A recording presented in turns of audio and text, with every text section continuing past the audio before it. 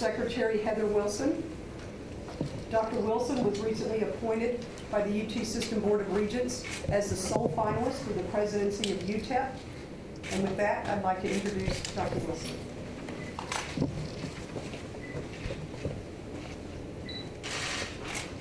Well, good morning to all of you, and I wanted to particularly start out by thanking Dr. Natalicio and his staff and the faculty here at the University of Texas El Paso for their kindness in helping over a weekend and on very short notice to allow me to see something of this wonderful university and the city of El Paso.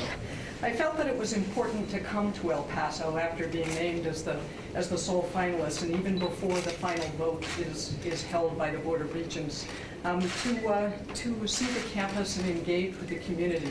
And it's been an absolutely wonderful weekend. I arrived late on Friday night. I flew in late Friday night.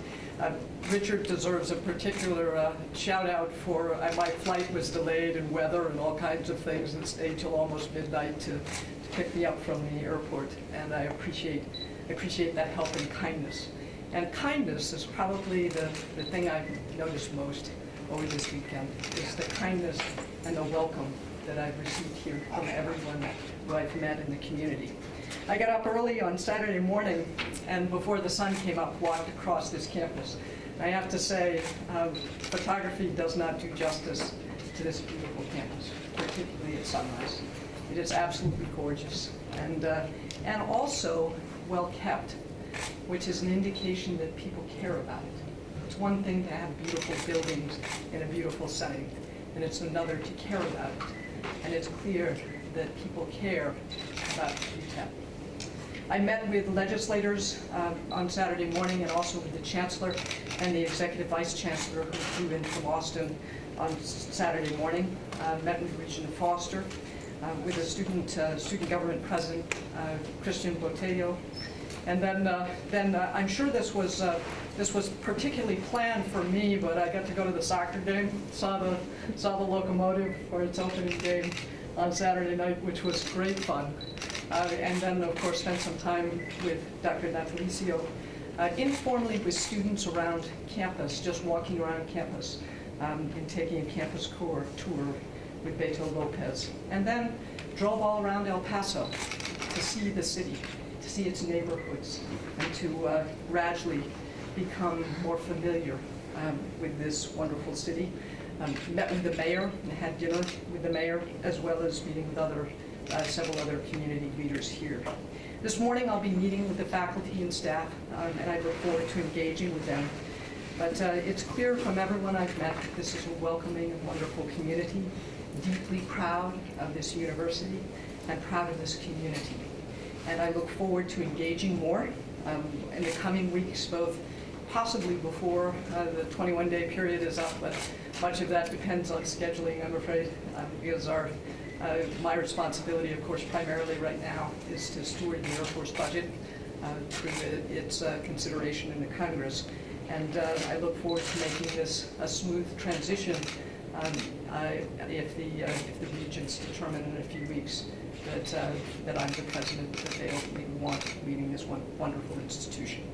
And I would be very happy to, I'm not yet the president, so there are a lot of things that I don't know and that I can't answer for you. But I can certainly share with you things about my initial impressions and things you may want to know about me. Dr. Wilson, UTEP's role has been a unique one in higher education, where the focus has been on giving opportunities and access to low-income families, immigrant families, while at the same time trying to push its efforts to be a recognized research institution. That's a struggle that every higher education institution has had in trying to balance over the years. I'm just curious about your philosophy on access and excellence and how you accomplish both at the same time. I think the people who want to define universities as having to choose either access or excellence create a false choice. And the great universities in this country and around the world do both. One of the things that bothers me about higher education is universities that define themselves as being great because they exclude people.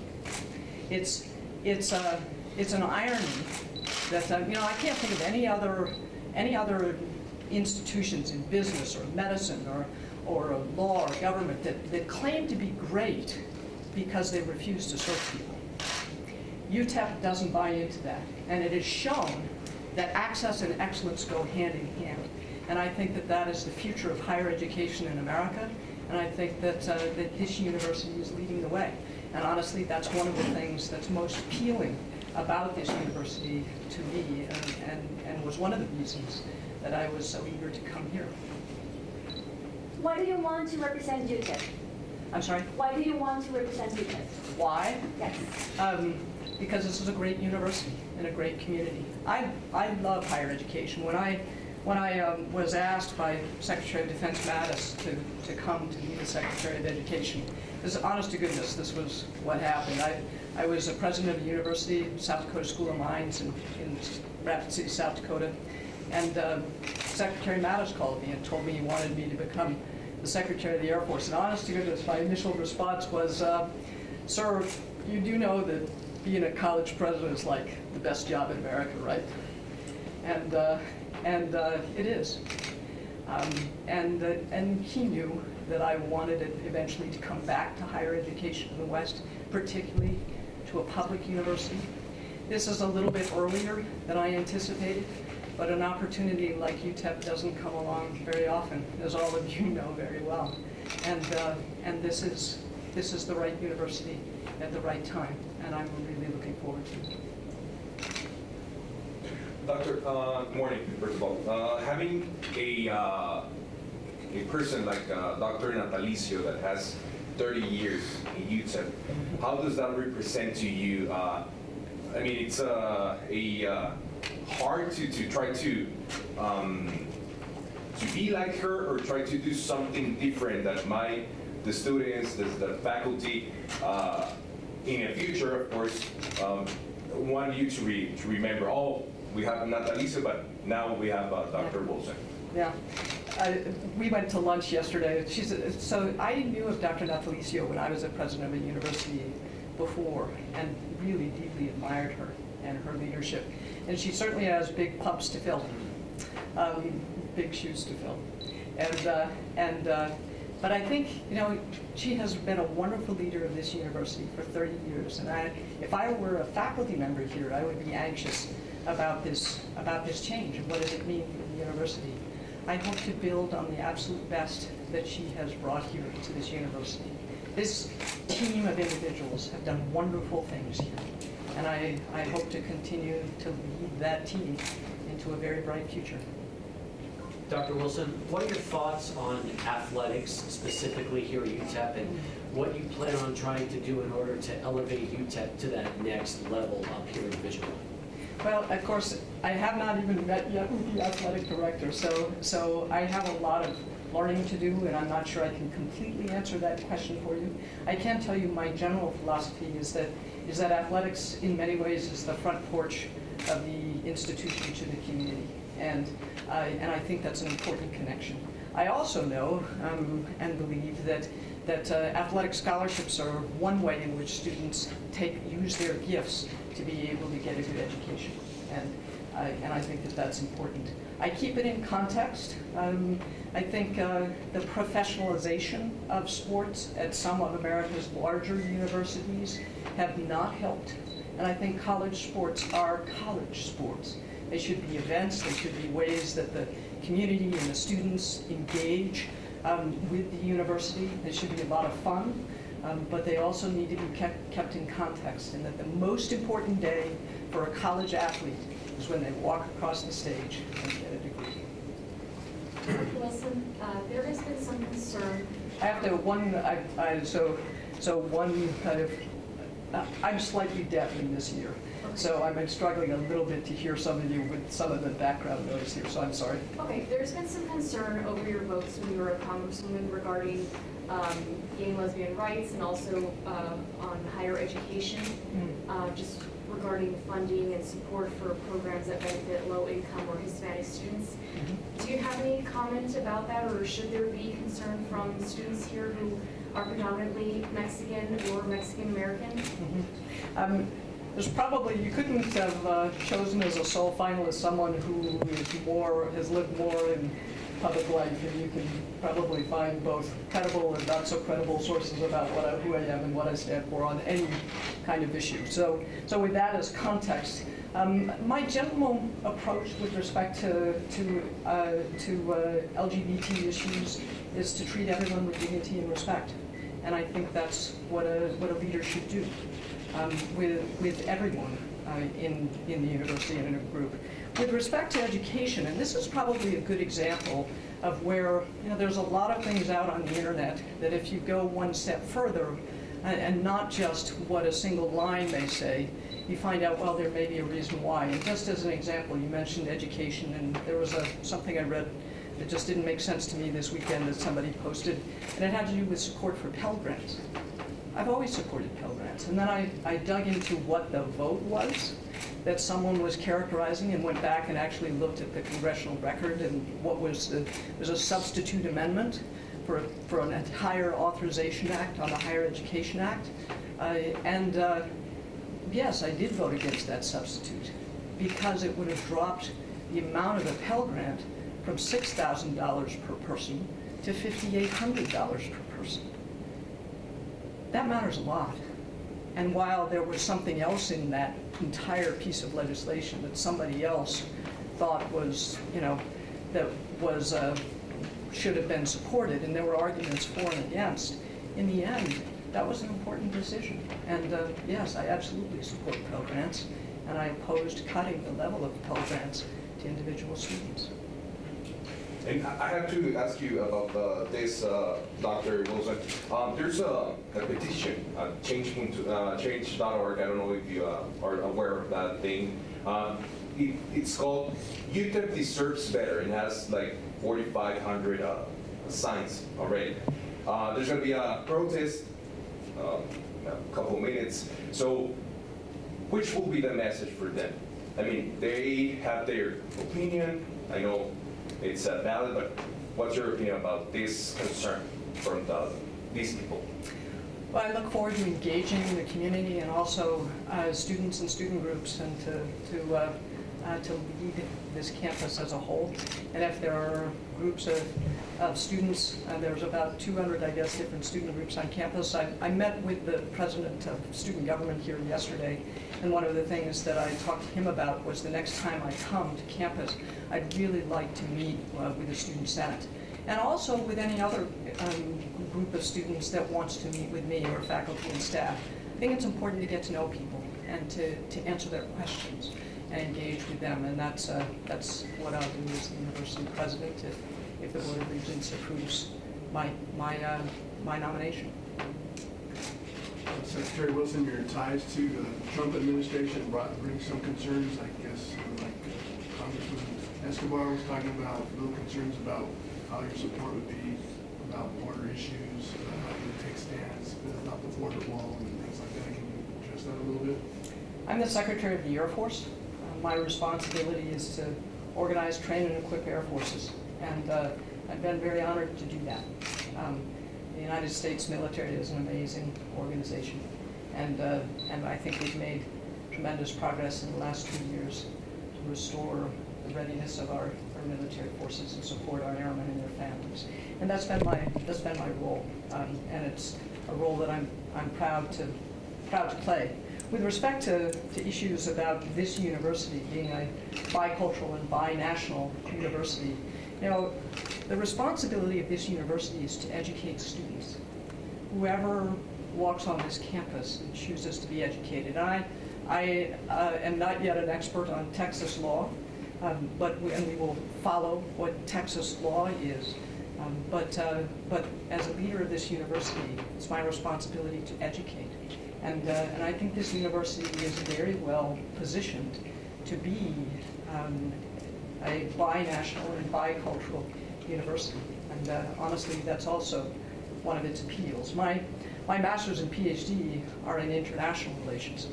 And while my focus has been historically on Europe and national security policy, it is really a wonderful challenge and a wonderful opportunity to be part of a of a binational and bicultural university. What do you think your biggest accomplishment was at the university in South Dakota? It's a good question. Probably, I mean, there are a variety of things. We started new programs. We increased enrollment in a region of the country with declining 18-year-old population. But I think probably the biggest accomplishment in the time I was there was to connect the university more closely to the community, particularly as it had to do with economic development. We also significantly increased research awards and expenditure. I'd say it was an emerging research school, but when I look at what did we really do that mattered and is probably lasting, it was that connection to community with respect to entrepreneurship and innovation. In addition to educating people, universities can be catalysts for economic growth in a community. They spin off ideas and help to educate people and plant the seeds of desire to be entrepreneurs and to build businesses. And we were able to partner with the community and with entrepreneurs in the community to connect with students and help them start their own businesses, create incubators and opportunities, and to pitch their ideas and to start their own businesses. And I think probably that connection and being a catalyst for economic development was probably the most lasting thing. Dr. Smith, so currently you manage a budget of billions of dollars. Another concern that students have brought up is that when you were president in South Dakota of that university, that it wasn't at the same, as a large scale as UTEP may be. What's your response to that? I've run a number of large complex organizations. I've also run small businesses. So I have a lot of different experience in complex organizations. Obviously, the Air Force is the largest one. Probably the most complicated one, next to the Air Force, was not South Dakota Mines. It was running the Children, Youth, and Families Department in the state of New Mexico, which had at that time had about 2,000 employees, about a $200 million budget. So I've obviously been the chief executive of the Air Force. I've been a president of the university. I've also been a cabinet secretary and the chief executive officer of this large state agency, and started to run my own small business, so as well as serving in the military. So I have kind of an eclectic background. My entire life has been a diversion from its planned course, but I really look forward to coming back to higher education and engaging with students. I have to say one of the things that I love most about being on a university setting and being the president of the university is the engagement with the students, and I look forward to getting to know more of them well. Is this your first time in El Paso? No, of course my family home is in Albuquerque, New Mexico, so I've been to El Paso before, but I had never been on the campus before until I walked around on Saturday morning, and it's just absolutely gorgeous. As you mentioned, this is a binational community. So what does the Mexican students and the Mexican community can expect from you as a new president? That we will welcome them and make them part of this rich fabric of university life. And I really look forward to getting to know them. Do you already have a signature project or a plan in mind for the university? No. No, really, I think it's important to, this is a very good university. It's just become a Class 1 research university. It is a model for the nation and how to for social mobility for students. So I'm not coming in here thinking that somehow there's some big thing that I need to change to this is not, you know, there are universities around the country that are in crisis for one reason or another, that have financial problems or leadership problems or something. This is not one of those. And so I think it's important for me to spend time listening and understanding and then engaging with the faculty, staff, and students about, you know, it's as good as it's ever been, and how do we get even better? And how do we do that as a team? So that process is one that involves a lot more discussion and listening rather than speaking. Secretary Wilson, how do you think your military background will affect the way you run the university? Do you see that you make more connections to the military here since we have a large population? I do think that I understand federally funded research better than I better than I did as a young woman, and particularly because of my most recent experience as Secretary of the Air Force in guiding the Air Force research portfolio. And I think there are opportunities to grow research even more than it has been here. It's a tremendous research portfolio here. One of the things that's also attractive to me about UTEP, you look at other universities, public universities whose history maybe is just a teaching college or just a liberal arts college. UTEP has really strong roots in engineering and science, and that's a tremendous strength. And I'm not sure, sometimes you just kind of take that for granted. You shouldn't take that for granted. That is a real important strength of this university. It's also the basis of opportunity to increase research that's done for the federal government, and not just the Department of Defense. And so I look forward to engaging with the principal investigators and the researchers here at UTEP to look at what are the opportunities and how can faculty and students here drive forward knowledge and develop new knowledge and new discoveries using federal funding and being very competitive in seeking those federal research awards. How intense was the interviewing process leading up to this? It was absolutely terrible. No, it was, I wouldn't say, it was, I thought it was very open with respect to the questions that they had of me. It was a several interview process and very direct. So the interview committee was quite large. The initial committee was quite large. So I thought it was very direct. Were you recruited for the job, or did you seek it out? It was the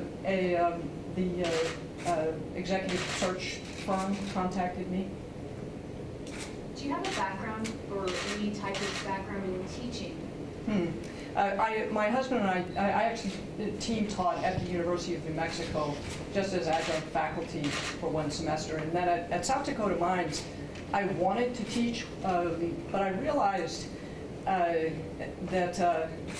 but at my responsibilities as university president, particularly traveling and engaging with alumni and so forth, might mean that I wasn't in class every time. And I came to the conclusion that if I were to teach, it had to be about the students, not about me. And if I couldn't commit to be there every class because of my schedule, then I had the wrong priority. And so I would engage with students in other ways and help with everything from internships to, I'm actually a private pilot, and I helped to get a class going with ground school and those kind of things, but I never wanted it to be about, I always had to keep the right priority, which is it has to be about the students if I were to teach in the classroom. I think we can take one more question. Dr. Wilson, you're probably the only incoming president in many, many years who's succeeding somebody who'd been in the job for 30 years before, and it creates a unique situation where you have a predecessor whose identity is so intertwined with the identity of the university. Does that make this additionally challenging or additionally helpful for you as you step into the role? It doesn't bother me at all. As I said, I admired Diana from afar when I was university president. I think a friend of mine who was a leader in business told me once that A's hire A's and B's hire C's. I think there's a corollary that A's aren't afraid to follow A's and to reach out and rely on them for advice and assistance. And I really enjoyed the opportunity yesterday to go to lunch with Dr. Natalicio and to learn from her and listen to the rich stories that she's accumulated over a lifetime of service here. So it doesn't bother me at all. Thank you all very much. Thank you. If any of you have any questions in the next days and weeks ahead,